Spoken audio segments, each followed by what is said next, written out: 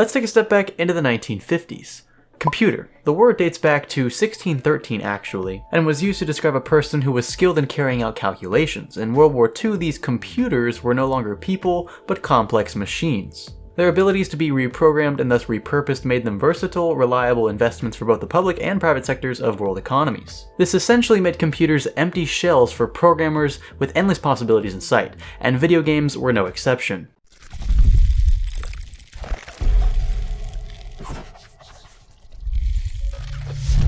First, I want to define the term video game, because there are several definitions out there and not all of them are frankly true. I'll be using Merriam-Webster's definition: an electronic game in which computers control images on a television or computer screen. A video game that can be played on a computer will be regarded as a computer game.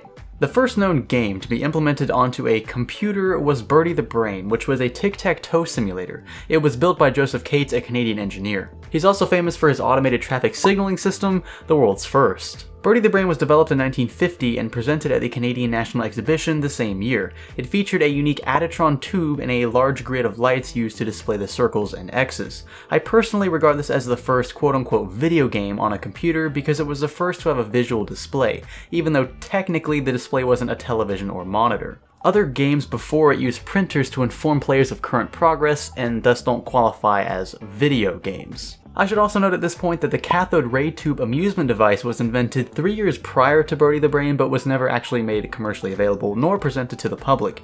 It also did not run on a computer but rather an analog oscilloscope. These points by definition eliminate the CRT amusement device from the list of candidates for the first video game. The next game on our timeline is Nimrod. It was a computer game built by Ferranti, an engineering equipment firm. The video game was again a competition between an artificial intelligence of sorts and the player, and featured a light bulb display as well, not a screen, which would have been based on a cathode ray tube at the time. That distinction belongs to the games of Checkers and Tic Tac Toe, programs developed by Christopher Strachey and Alexander Douglas respectively, both of whom were British computer scientists. One thing that these four games have in common is the fact that each was invented not for the purpose of gaming, believe it or not, but for the purpose of showcasing their backbones, the computers on which they ran. By 1961, new super advanced computers featuring faster RAM and fancy new transistors for faster encoding were becoming widely available to college campuses, which would prove to be the birthplaces for many video games to come.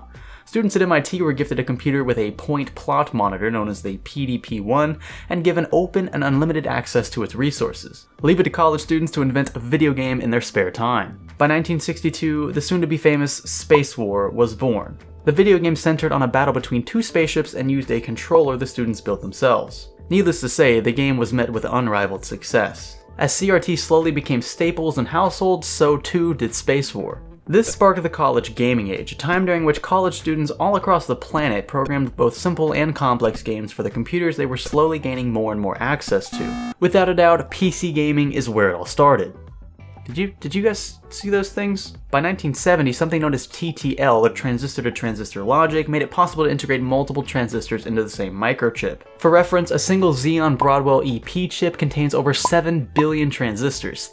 We've come a long way. But in the 1970s, these increased transistor counts and decreased costs of production eventually made them viable for arcade gaming when designers began incorporating screens, speakers, and interactive control pads into single game cabinets. These were regarded as coin-operated arcade games and will not be discussed in this video since they were built without the intent of ever being reprogrammed or repurposed or used for an entirely different purpose altogether. Games programmed on software are the current standard, and perhaps most noteworthy of those that existed during the 1970s was Colossal Cave Adventure. It was a puzzle and adventure game that became an icon for the personal computer market. These kinds of games featured minimal graphics and were typically text-based, believe it or not, in which the player would simply respond and interact with a chain of text programmed into the game's code. In 1975, Gunfight was released in Japan as the first official computer game to take advantage of the microprocessor rather than hardwired circuits and transistors of the latter decade. It was also the first game to depict human-to-human combat, Call of Duty fans and Battlefield fans. It was distributed to arcade gaming cabinets, and its source code was simultaneously implemented into various microcomputers, which is why it's still on this list.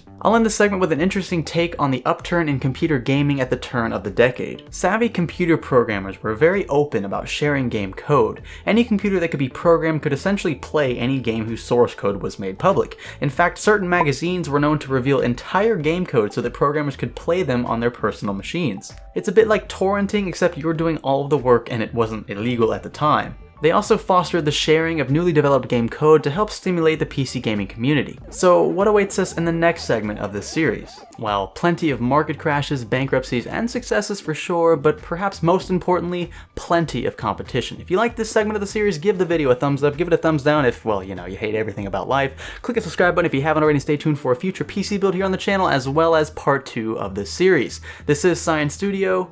Thanks for learning with us.